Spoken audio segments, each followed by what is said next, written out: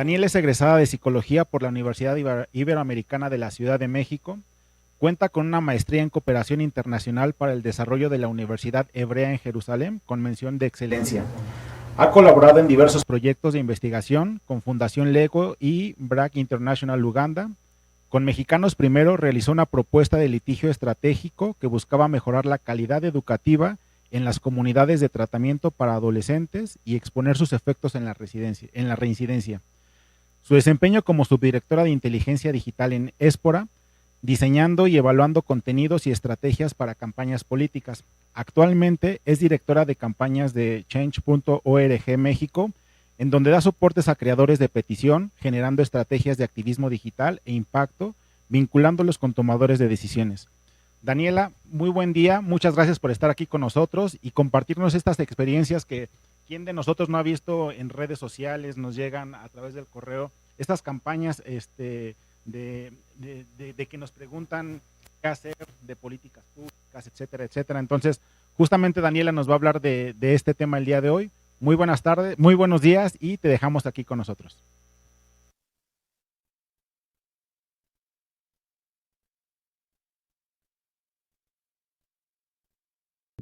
¿Y si funciona? Esa es la pregunta que recibo cada vez que digo que trabajo en change.org. Y mi respuesta, pues siempre es la misma. Una petición puede cambiarlo todo. Para quienes no saben, change.org es la plataforma de peticiones más grande del mundo. Tenemos alrededor de 450 millones de usuarios a nivel global y más de 17 millones de usuarios en México que han creado, compartido o firmado alguna petición. Entonces, cuando digo que puede cambiarlo todo, pues es justamente esta imagen, ¿no? Una persona que decide alzar la voz y que a su vez moviliza a miles de personas por esa misma causa. Ya no soy yo, Daniela, diciendo que quiero que algo cambie en mi entorno. Ya somos miles de personas alzando la voz. Y justamente de esto parte nuestra teoría de cambio, de un empoderamiento ciudadano en donde cualquier persona se puede volver activista de una causa y que a su vez hace que moviliza a miles de personas que se van interesando, y esto pues va posicionando un tema que a lo mejor antes no estaba ni en la agenda pública ni en la mira ciudadana, y esto pues va también incitando a que tomadores de decisiones se vayan interesando por esta causa, y eso pues a su vez va empoderando otra vez a los ciudadanos porque hay tomadores de decisiones que van respondiendo. Justamente lo que nosotros queremos es horizontalizar este poder, y es parte de lo que hace también tan disruptiva nuestra teoría de cambio, que nosotros creemos que justo con la democratización de las herramientas tecnológicas son los ciudadanos quienes agencian este cambio, ¿no? Y entonces lo que nosotros llamamos un círculo virtuoso de participación ciudadana. Hay una frase muy buena de Kayalo Dedra, que es la directora ejecutiva de Change.org en Reino Unido, que dice: el activismo ha sido protegido y mantenido como un deporte de élite durante demasiado tiempo. Y es justamente lo que nosotros creemos. Nosotros creemos que realmente hay un activista en cualquier persona, ¿no? El término activismo ha sido también utilizado como incluso intimidatorio, ¿no? Hay gente que dice, no, yo no me considero activista, yo no salgo a las calles, y es que en realidad un activista puede ser cualquier persona que quiere alzar la voz porque ya está harto de injusticias, de las situaciones que están sucediendo a su alrededor. Entonces lo que nosotros buscamos es pues, sacar al activista que cada persona lleva dentro. Y pues justamente lo que hoy les quiero platicar un poco es cómo crear una petición para generar estos cambios, una petición poderosa que pueda generar un cambio, que puede cambiarlo todo, como dije al inicio, ¿no? Entonces, para lo que nosotros es un creador de petición, es un ciudadano que quiere generar un cambio en su comunidad. Pero aquí viene lo más importante. Para lograrlo, se compromete a iniciar su campaña. Esta parte del compromiso es fundamental, porque las personas dicen, no, si Change funciona o no funciona. Bueno, todo también depende de si hay un creador de petición comprometida o comprometida. Se apropia del problema, ¿no? Lo asume como suyo y con esto trabaja en diversos frentes para resolverlo. Entonces, esto es lo más importante de Change.org, que en realidad somos una plataforma que funciona como una herramienta más dentro de un cinturón del activismo, ¿no? Dentro del activismo hay miles de herramientas que podemos utilizar y al rato vamos a profundizar un poco más en estas herramientas de activismo digital, pero algo también súper importante es que la petición es como el parteaguas, ¿no? Es un llamado a la acción que permite que todas estas otras estrategias de activismo digital regresen a un punto central, que es la petición. Y cuando una persona, un creador de petición, asume esto, entonces puede explotar estas herramientas. Entonces, bueno, voy a comenzar dándoles un poquito de estructura de cómo crear una petición. Vamos a ir de lo más sencillo, ¿no? ¿Qué tiene que tener una petición? Obviamente una imagen atractiva, y además sonará obvio, pero pues a veces no lo es para tantas personas, que la imagen tenga que ver con el texto de lo que estamos hablando, ¿no? Y que además pues sea una imagen poderosa, siempre respetando y dignificando no solamente a las personas, sino también a otros seres vivos como los animales. A veces creemos que una imagen muy dolorosa, pues sí, puede generar un impacto, pero pues también hay que siempre recordar mantener la dignidad de todos los seres. Un título que diga exactamente qué es lo que estamos buscando. Si bien podemos apelar a lo emocional diciendo, sí, ya estamos hartos, ¿no? Ya estamos hartos, o basta de abusos, pero esto en realidad no me está diciendo nada. Esto, si yo estoy scrolleando, como decimos, ¿no? Y veo basta de abusos o ya estoy harta, pues sí, yo también estoy harta de muchas cosas. Pero ¿qué de esto me estás proponiendo que yo también pueda empatizar? Ah, ya estamos hartos de los abusos o excesos en cobros de luz, ¿no? Ah, ok, en esto yo también empatizo y entonces ya quiero ver más qué me estás proponiendo. Y ya viene luego la parte de la temática y el cuerpo. Y aquí hay algo muy interesante que ocurre con las peticiones, que a diferencia de, por decir, de una marca que tiene a un segmento, una audiencia que le quiere hablar a personas jóvenes que se interesan por el medio ambiente, y aquí cuando tú creas una petición, le estás hablando a dos públicos principales. Por una parte, a los usuarios de change.org, a los cibernautas, y les quieres contar una historia. No quieres dar demasiados datos duros porque, bueno, el dato duro obviamente ayuda a reforzar tu punto y es importante proporcionarlos, pero también se puede volver muy tedioso y yo ya quiero dejar de leer si no me estás contando una historia con la que yo pueda conectar. Pero por otra parte, también le estás hablando a tomadores de decisión y los tomadores de decisión, pues obviamente también necesitan una estructura y justamente datos duros y algo que, pues que le dé asertividad a tu causa, ¿no? Entonces es muy importante siempre recordar que estas son las dos principales audiencias que si bien parecen separadas, pues en realidad es la manera de encontrar una narrativa que cuente una historia muy bien fundamentada. Entonces, bueno, aquí propongo algunas preguntas guía para justamente ir desarrollando una petición, que es, bueno, obviamente determinar cuál es el problema, ¿no? Y cómo me afecta no solamente a mí, sino a mi comunidad, o cómo a lo mejor yo pienso que es una situación aislada, ¿no? Que es de una comunidad pequeña, un tema de infraestructura en mi comunidad, pero en realidad a lo mejor esto representa un tema de negligencia a la infraestructura en general en el país, ¿no? Entonces, siempre es apelar cómo esta situación puede ser replicable y cómo también le puede estar interesando a otras personas.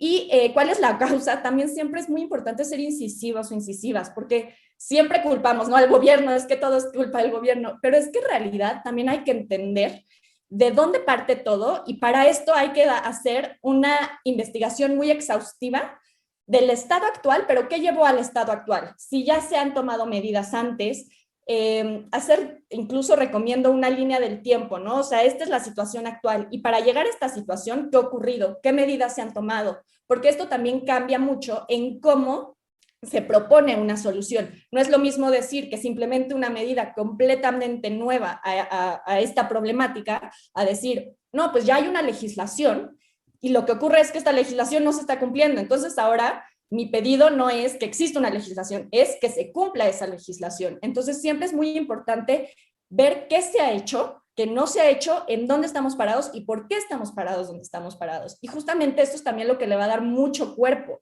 a la petición. También otra pregunta guía para cuando se esté redactando una petición, que además recomendamos que no exceda de 3, 4 párrafos, es cómo mejoraría la situación si la solución que yo estoy proponiendo y se lleva a cabo. Y esto, pues obviamente, por una parte, ayuda a empatizar. Y por otra parte, por ejemplo, la pregunta de qué pasaría si no se soluciona, le da un sentido de urgencia. Entonces, por decir que yo quiero pedir que se descontamine el río que está cerca de mi casa, ¿no? Y estamos hablando de que esto está enfermando a niños y niñas que viven en la zona y que si no se soluciona, a lo mejor en 5 o 10 años, la situación de salud en toda la región va a estar afectada severamente, ¿no? Entonces esto también le da todo un sentido de urgencia a la petición y pues bueno, justamente dar como una propuesta, que esto es el valor agregado que también nosotros damos, ¿no? No solamente decir, bueno, este es el problema y ya me deslindo. Yo como ciudadano, como ciudadana, como organización de la sociedad civil, puedo decir, esto es lo que yo te estoy proponiendo, este es el problema, pero además esto es lo que yo te estoy proponiendo. Y algo muy importante también a identificar es quién lo puede resolver, quién es mi tomador de decisión. Y aquí pues también hay algo muy interesante, porque normalmente la gente dice, ah, sí, mi tomador de decisión, pues yo quiero que sea el presidente, ¿no? Y que muchas veces etiquetan al presidente como el tomador de decisión. Y sí, todos quisiéramos que el presidente resolviera nuestro problema, pero la cuestión aquí es que muchas veces él ni siquiera tiene la injerencia directa, ¿no? Y además, pues también va a ser mucho más difícil llegar a esta persona y entonces ver que nuestra petición se pueda convertir en victoria también va a parecer algo súper inalcanzable. Aquí lo importante es quién es esa persona específica, en un cargo específico que puede hacer que se, que se cumpla mi petición. Pero también esta persona, que es, ya vamos, tomador de decisión, está rodeado e influido o influida por muchísimas otras personas. Entonces, a veces, pues este tomador de decisión directo, pues a lo mejor no nos va a dar una respuesta, pero si empezamos a influir en las personas de alrededor, que es lo que nosotros llamamos el mapa del poder, poco a poco estas personas también pueden influir en estos tomadores de decisión. Por eso es tan importante ir posicionando el tema en medios, a lo mejor posicionar el tema entre otros referentes del tema de la petición, que sean un referente también para este tomador de decisión, porque poco a poco también este tomador de decisión pues los va a ir escuchando. Y bueno, obviamente para una petición pueden haber múltiples tomadores de decisión, ¿no? Hay veces que, pues, no sé, es una situación que está ocurriendo en mi municipio y no únicamente es el presidente municipal o el gobernador, sino también requiere de la Secretaría de Medio Ambiente local o federal, ¿no? O sea, entonces hay que entender que para cada tomador de decisión se puede tener una estrategia muy específica, pero hay que analizar quién es nuestro tomador de decisión, ¿no? Si es justamente, ¿no? A nivel federal, municipal, estatal, ¿qué incidencia tiene en mi petición? Porque justamente, por ejemplo, tenemos una petición de una ley de protección animal en Puebla, pero para esto se requieren de múltiples actores y cada actor tiene una tarea particular para que esta petición pues, se pueda cumplir y se lleve a cabo. Entonces, ¿qué te pido a ti, tomador de decisión específico respecto a mi petición para que se pueda cumplir, ¿no? Ser muy incisivos, como ya mencioné. Y por otra parte, también conocer, estudiar quién es este tomador de decisión y cuáles son sus propuestas, cosas que ha trabajado, porque por ejemplo a veces que hay temas que estamos llevando al Congreso y pues necesitamos diputados o diputadas que nos ayuden a posicionar el tema, a bajar la iniciativa para que se discute en el Congreso.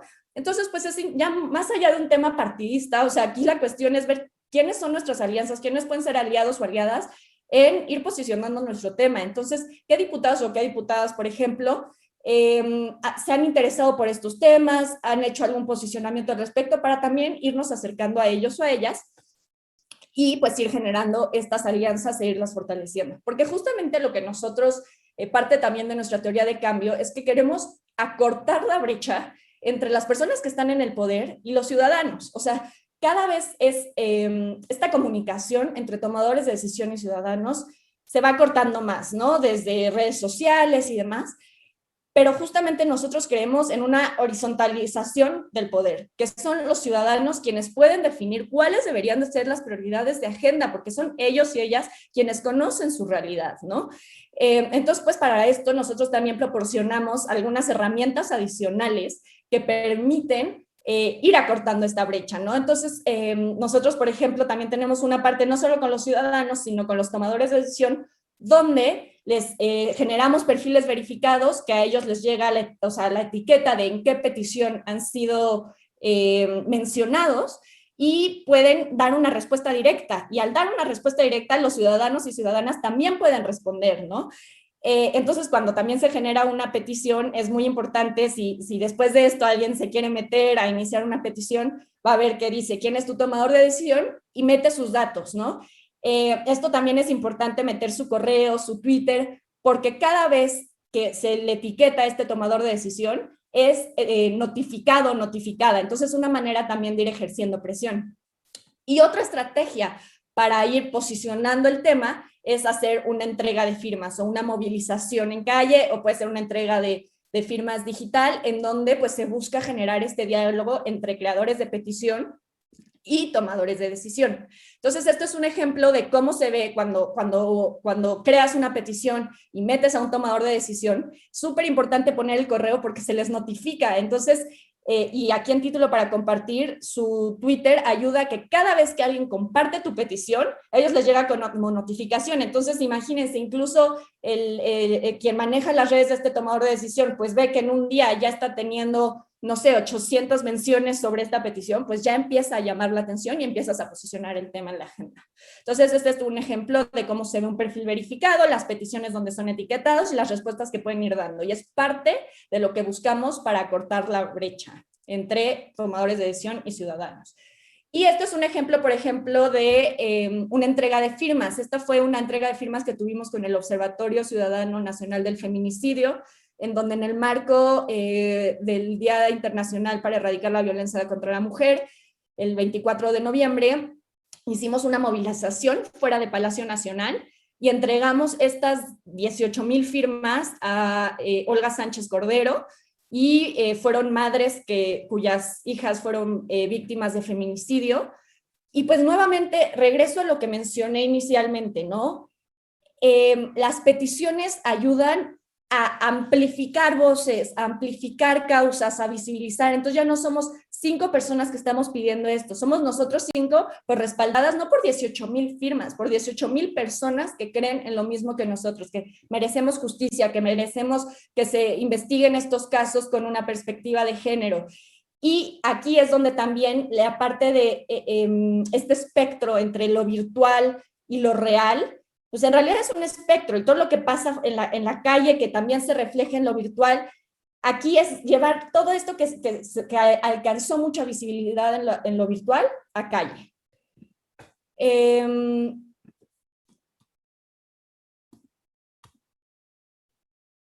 Pues bueno, entonces justamente también para ir como impulsando una causa, pues se requieren de múltiples estrategias de activismo digital. Y nuevamente, ¿no? Partes de una petición que es tu eje y a partir de ahí me despliego para empezar con otras herramientas.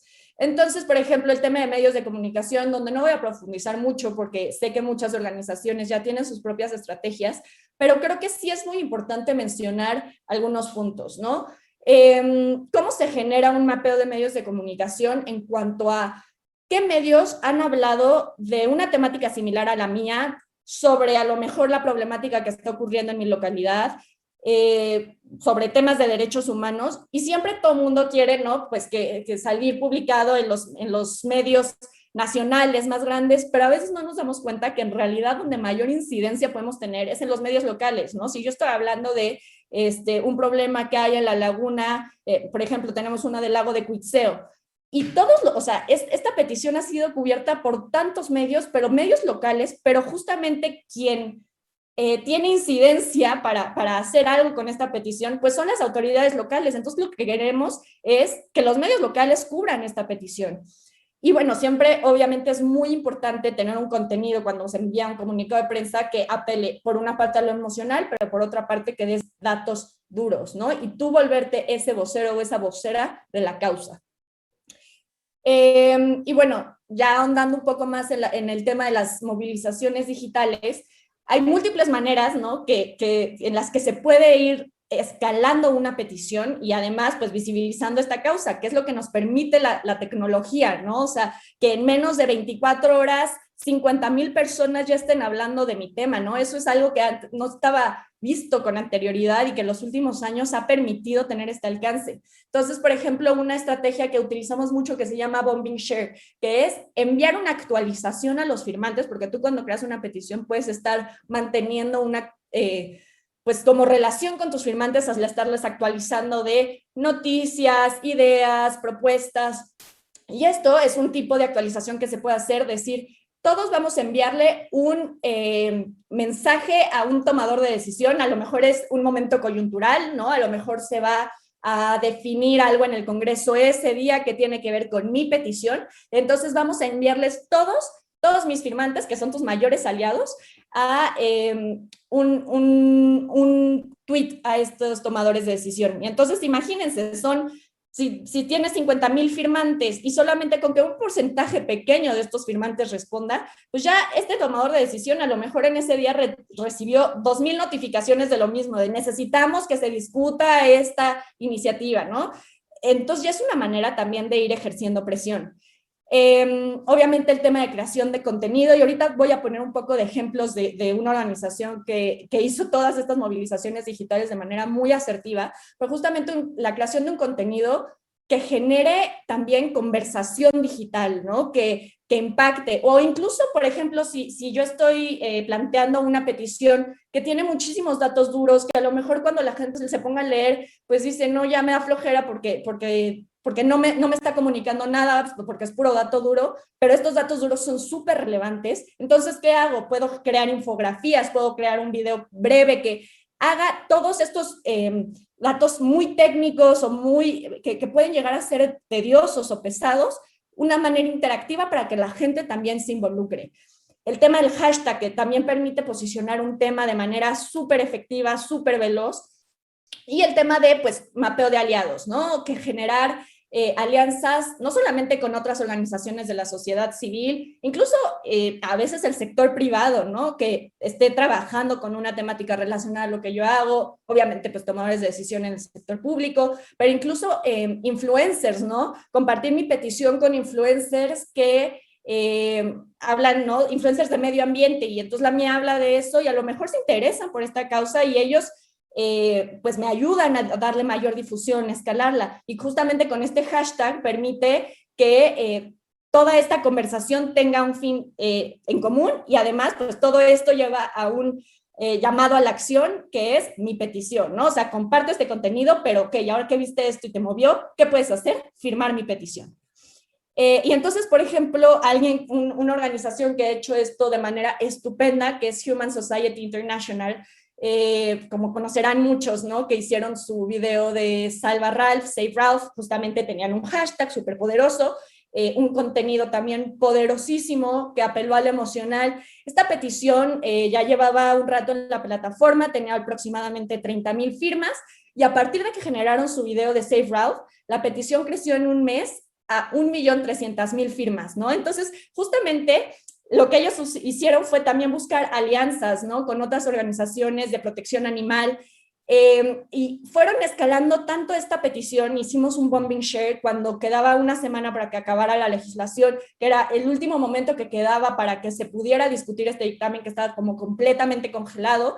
Hicimos un bombing para que, etiquetando a todos los tomadores de decisión relevantes en ese momento en la Cámara de Diputados, para que se bajara este dictamen y se discutiera. Y pues sucedió, se discutió, todavía no es completamente victoria porque se hicieron algunas modificaciones a esta iniciativa y tiene que volver a discutir en la Cámara, en el Senado, pero pues ya está muy, muy pronto a ser victoria, y justamente por todo este empuje que se ha dado a partir de generar un contenido poderoso, de influir en los tomadores de decisión, y todo esto siempre era, ok, yo veo este contenido que me mueve muchísimo, ¿qué más puedo hacer? Además de obviamente dejar de consumir estos productos, ¿qué puedo hacer en tema de tomador de decisión? Pues firme esta petición, y entonces ya no eran 30,000 personas, se volvieron 1,324,000 personas en menos de un mes, ¿no? Este es un ejemplo de cómo se vio este bombing share, donde le enviamos un mensaje a todos los firmantes, de envía un mensaje por Ralph, ¿no? Apelar siempre a esta parte de una historia. ¿Quién es nuestro personaje? En este caso, pues sí, son los conejos, son todos los animales que sufren de esto diariamente, pero entonces cuando lo pones en una persona, en Ralph, por ejemplo, pues esto también mueve muchísimo, ¿no? Y entonces otro tipo de estrategias, obviamente, para seguir posicionando tu causa, es generar lives con especialistas, que ahorita les voy a dar también un ejemplo de un live súper interesante que tuvimos en tema también con alianzas de otras organizaciones.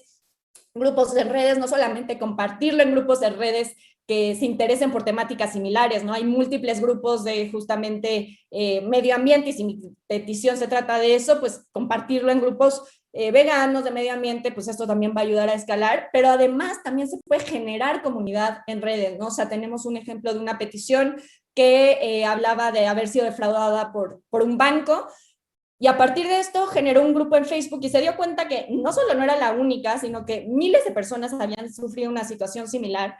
Y todo esto siempre llevaba, obviamente, a su petición, ¿no? Cómo movilizamos a partir de la petición. Pero también se generó un grupo de apoyo a partir de esta causa y que se fue posicionando y generando comunidad en redes. Obviamente, pues también se pueden generar foros y ruedas de prensa y esto ahorita con tema de la pandemia y demás se ha también trasladado mucho a hacerlo vía Zoom. Entonces como que verdaderamente pues nada es excusa, ¿no? O sea, siempre también se puede utilizar todas estas herramientas digitales. Y el tema, por ejemplo, de la convocatoria digital, lo que hablábamos de las actualizaciones, que tú le puedes platicar a todos tus firmantes lo que estás haciendo. Aquí, por ejemplo, les cuento el caso de Ivana, que es una niña de 13 años que decidió, pues que está muy preocupada por la presa Madín en Atizapán de Zaragoza, y a partir de que ella creó su petición, muchísimas organizaciones de la sociedad civil que ya estaban también trabajando en temas de la presa Madín, pero a lo mejor eran esfuerzos aislados, todos estos esfuerzos aislados se juntaron en una petición, ¿no? Pero algo que también sucedió muy interesante con Ivana es que, por ejemplo, ella hizo una convocatoria digital con todos sus firmantes, dijo, mañana vamos a hacer un día de limpieza en la presa Madín, venga quien quiera. Y fueron muchísimas personas que eran firmantes que a lo mejor pues ella nunca habría tenido comunicación con ellos, acceso con ellos de cómo comunico esta preocupación que tenemos todos por la presa Madín, ¿no? Entonces esto también permite movilizar a muchísimas otras personas que sabes, como digo, ¿no? Son tus mejores aliados, tus firmantes. Y este, por ejemplo, es un ejemplo de un live que tuvimos con Alan, que fue un creador de petición sobre ni censura ni candados para revertir la iniciativa de la Ley Federal de Derechos de Autor. Y lo que pedían era que la CNDH apelara a una acción de constitucionalidad sobre esta ley. Y pues justamente, ¿no? Buscamos alianzas.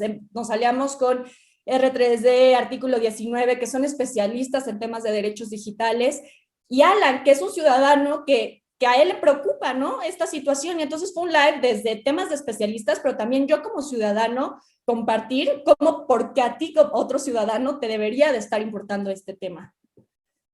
Entonces, pues también justamente, ¿no? Como retomando a Cayalo Dedra al inicio, otro punto muy importante que ella dice es, lo bueno que se obtiene al hacer una campaña no es solo la victoria final, sino el viaje a lo largo del camino. Y es algo que nosotros queremos siempre recordarle a la gente que inicia una petición, ¿no? O sea, no, número uno, si estás queriendo generar un cambio, muchas veces sistémico, pues no ocurre de un día a otro y no ocurre de manera sencilla, ¿no? Y no ocurre únicamente con la petición, ocurre desplegando múltiples herramientas, ¿no? Entonces aquí estamos hablando de cuál es el estado inicial, o sea, aquí planteo mi petición, ¿no? Y cuál es el estado ideal inicial, por qué es un problema y por qué quiero hacer una petición. Y aquí estamos hablando del estado ideal, o sea, a dónde quiero llegar, por qué estoy haciendo esta petición. Pero para entre el estado inicial y el estado ideal ocurren muchísimas cosas intermedias, ¿no? Y ocurren muchísimos obstáculos, pero también ocurren muchísimas pequeñas victorias que son súper importantes de reconocer y que nosotros llamamos el medir tu progreso, ¿no? O sea, a veces decimos, es que no ha ocurrido nada porque todavía no estoy en el estado ideal. Pues no, pero para el estado ideal es como Hansel y Gretel, que tienen que ir dejando sus migajitas, pues justamente es lo mismo, ¿no? Si ya tienes un cierto número de firmantes, ya estás posicionando el tema hasta cierto punto, pues eso ya es un avance, ¿no? Si ya hice una movilización digital y la gente empezó a responder, o ya ciertos medios me empezaron a cubrir, o a lo mejor me costó muchísimo trabajo conseguir una reunión con un tomador de decisión y por fin me contestó la asistente. Todas estas cosas son pequeños avances muy importantes para llegar al estado ideal. Entonces, por ejemplo, si se tiene una entrega de firmas, si se llegan a acuerdos con tomadores de decisión, que a lo mejor se llegan a acuerdos y luego de aquí a que se implementan, pues también toma un rato. Pero todos estas pequeñas victorias son cruciales para llegar a la victoria mayor, ¿no?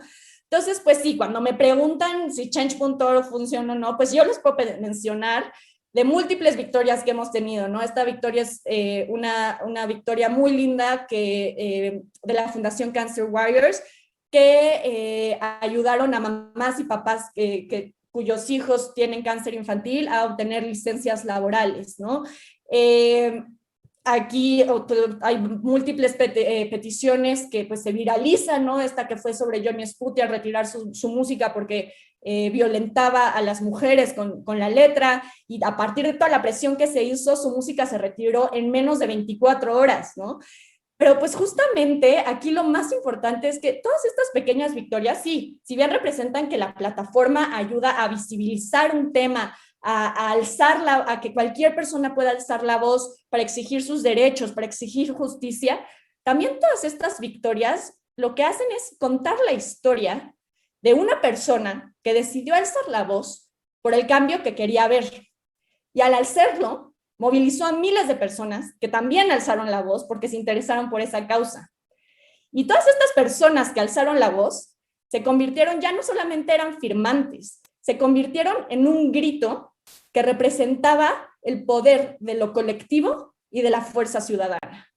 Muchísimas gracias y vamos de regreso con Grupo México.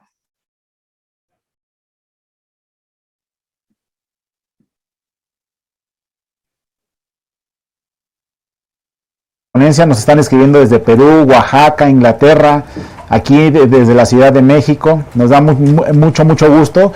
Y bueno, pues esta es una transmisión en vivo. Hemos tenido algunas complicaciones técnicas. Desafortunadamente no contábamos que iba a caer un aguacero el día de hoy, pero bueno, ya todas esas cuestiones las están tratando.